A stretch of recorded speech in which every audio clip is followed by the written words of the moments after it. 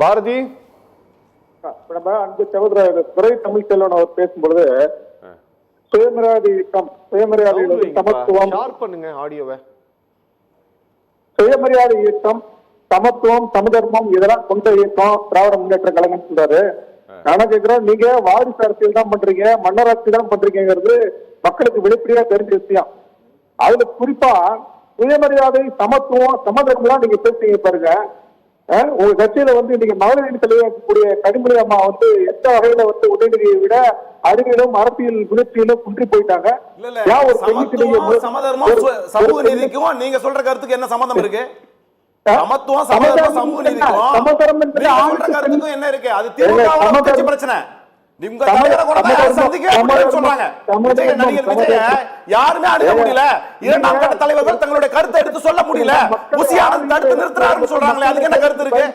அந்த கருத்துக்கு என்ன பதில்? தாண்டிட்டு நடிகர் விஜய் அணுக முடியல, நடிகர் விஜய் எதிர்கொள்ள முடியல, நம்மளோட கருத்து முடியல.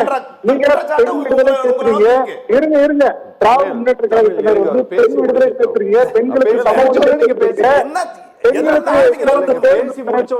பெண்களின் முன்னேற்றத்துல அக்கறை உள்ள கட்சி நாங்கன்னு காட்டுக்கிறீங்க. நாங்க கேட்கிறோம், பொதுமக்கள் நாங்க பார்த்து கேட்கிறோம், திமுக மகளிருக்கு என்ன முக்கியத்துவம் கொடுத்திருக்கீங்க? நீங்க வாரிசு அரசியலே செய்தால் கூட ஒரு ஆண் வாரிசுக்கு தான், அதாவது உதயநிதி போன்று ஆண் வாரிசுக்கு தான் நீங்க அடுத்தடுத்து ஒரு மன்னராட்சி முறையில எப்படி பண்ணுவாங்கன்னா, மன்னருக்கு அடுத்து இளவரசன் தான் முடிச்சு விட்டுவாங்க, இளவரசிக்கு பண்ண மாட்டாங்க. அது போலதான் நீங்க கனிமொழியை புறக்கணிக்கிறீங்கன்னு சொல்ற. நீங்க முழுக்க முழுக்க மன்னராட்சி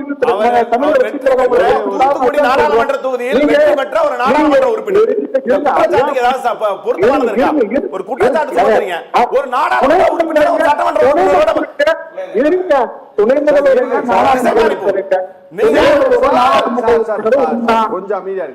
முதல்வர் நாடாளுமன்ற உறுப்பினர் ஒன்னா. நீங்க சமதர்ம சமத்துவத்தை பத்தியும் பெண் விடுதலை பத்தியும் பெண் முன்னேற்றத்தை பத்தியும் பேசலாமா? திராவிட முன்னேற்ற கழகத்துக்கு என்ன அறிதல் இருக்கு இதெல்லாம் பேசுறதுக்கு? கண் முன்னாடி கனிமொழி அம்மான்னு ஒரு பெரிய தாக்கிட்டாங்க. மக்கள் பார்த்துட்டு மக்களுக்கு புரியுங்க. நீங்க என்ன பண்றீங்க? மன்னராட்சி மன்னராட்சி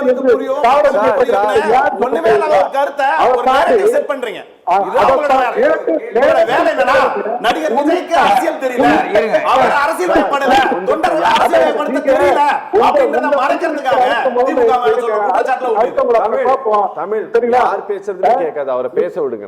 பாரதி என்னன்னா, நீங்க நினைத்து தாவேகா நினைத்ததை திமுக நடத்தி கொண்டிருக்கிறதா?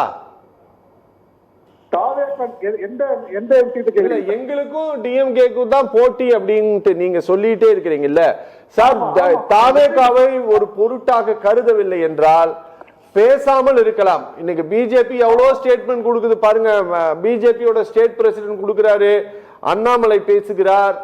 நீங்க யாருக்குமே ரியாக்ட் பண்ணாத உதயநிதி ஸ்டாலின், நீங்க இவர் ஆசைப்படுறாரு அப்படிங்கறது எல்லாம் பெரிதாக பேச வேண்டிய இடத்துக்கு வந்துட்டாங்களா?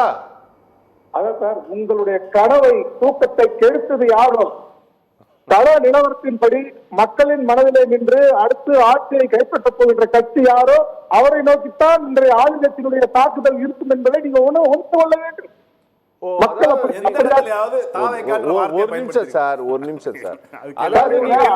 நீங்க தூக்கத்தை கெடுத்திருக்கிறீங்க அப்படிதானே? ஆமா, அறிவு திருவிழா நடத்துறாங்க.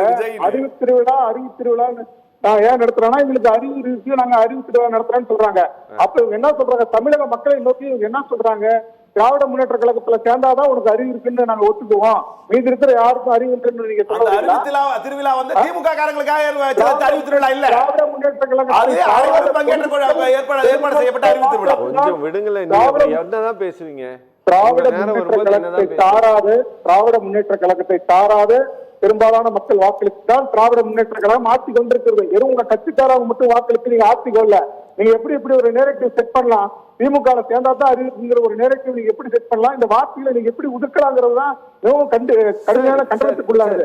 அடுத்து நம்ம துரைப்பாண்டியன் சார் சொன்னாரு, இந்த சிஏஜினுடைய அறிக்கையின்படி 7,500 கோடி ரூபாய் ஊழலை பத்தி நாங்க ஏன் பேசல, ஏன் தாபிக பேச மாட்டேங்குன்னு சொல்லி கேட்கறாரு. ஏங்க, சிஏஜி கொடுக்கக்கூடிய அறிக்கைகள் எல்லாம் வச்சு 1,83,000 கோடி ஊழல்னு போட்ட வழக்கு என்னாச்சுன்னு உங்களுக்கு தெரியாதா? அப்ப எங்க போனீங்க நீங்க? அதை பத்தி ஏன் பேச மாட்டேங்கிறீங்க?